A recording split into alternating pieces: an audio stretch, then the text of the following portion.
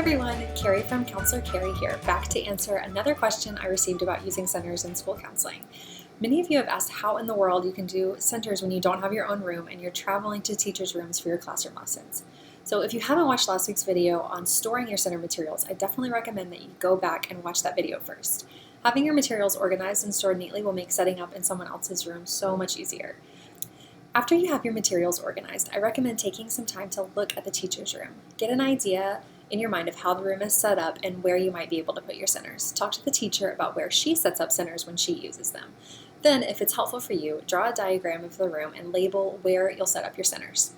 I have a set of career-focused centers for primary grades, and there are 4 centers in the set. So at the first center, center number 1, students meet with the counselor to read a book about careers. At center number 2, students do puzzles to learn more about the workplaces and the tools of community helpers. At center 3, students actually make the community helper tools using Play-Doh.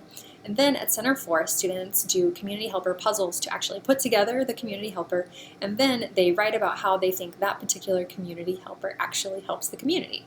So I'll show you an example of a diagram here. This is one that I've drawn of a classroom. You'll see in this corner over here, the teacher has a kind of flex seating corner that she uses for students to be able to read or do some one-on-one conferences with them. This is where I would set up center number 1, where the students are reading with the counselor, because there's comfortable seating already and it's kind of arranged in a semicircle that is conducive to reading with the counselor.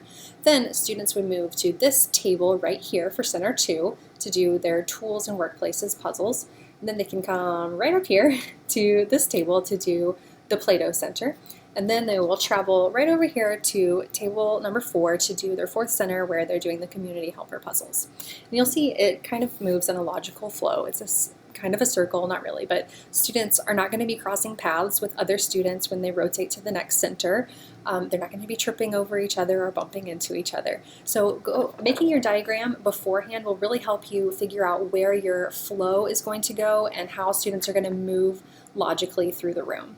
So quick summary: to make setting up in another teacher's classroom a lot easier, have your materials organized and labeled so that you can quickly set up when you introduce the centers.